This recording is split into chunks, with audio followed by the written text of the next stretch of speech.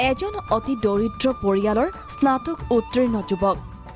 যুৱকজনৰ সুনিপুণ হাতত প্ৰাণ পাই উঠে অসমৰ অন্যতম লোকবাদ্য বাঁহী যুৱকজনৰ নাম দীপাংকৰ চেতিয়া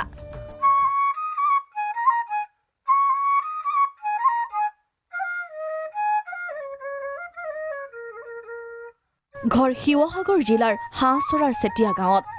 কোনোমতে দিন হাজিৰা কৰি পৰিয়াল পোহপাল দিয়া বিনোদ চেতিয়াৰ পুত্ৰ দীপাংকৰে নিজৰ ঘৰতে এইদৰে গঢ়ি তুলিছে বাঁহী নিৰ্মাণৰ কাৰখানা দিন ৰাতি একাকাৰ কৰি দীপাংকৰে নিৰ্মাণ কৰা বাঁহী আন্তঃৰাষ্ট্ৰীয় বজাৰত এক সুকীয়া স্থান দখল কৰিবলৈ সক্ষম হৈছে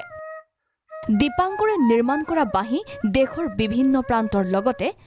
আমেৰিকা ফ্ৰান্স ছিংগাপুৰ ইংলেণ্ড আদিলৈ ৰপ্তানি হয় বাঁহী নিৰ্মাণৰ লগতে বাদনতো পৰিণত দীপাংকৰে দেশৰ বিভিন্ন মঞ্চত বাঁহী বজাই দৰ্শকক আপ্লুত কৰিছে কিন্তু অতি দৰিদ্ৰ পৰিয়ালৰ যুৱক দীপাংকৰে কি পৰিৱেশত বাঁহী নিৰ্মাণ কৰি আহিছে হিয়া দেখিলে আপুনি আচৰিত হ'ব দীপাংকৰৰ ঘৰলৈ যাবলৈ নাই কোনো সুচল পথ বৰ্তমান সময়ত ঘৰত নাই বিদ্যুতৰ সুবিধা সেয়ে ৰাতি টিপচাকি আৰু লেমৰ পোহৰতে প্ৰাণ দি যায় ইটোৰ পিছত হিটু বাঁহীত বাঁহীৰ ওপৰত পৰিকল্পনা মানে এনেকুৱা এটা আছে যে আজি মই বনাই আছোঁ প্ৰত্যেক দিনে বনাওঁতে প্ৰত্যেক দিনে কিবা কিবা এটা নিজে শিকিব পাৰিছোঁ নিজে কিবা এটা মানে যিটো আৱিষ্কাৰ কৰা বুলিও ক'ব পাৰে আপুনি মানে কেনেকৈ বনালে কি হ'ব এনেকৈ প্ৰত্যেক দিনে কিবা এটা নতুন আহি আছে মই ভাবোঁ যে বাহিৰৰ পৰা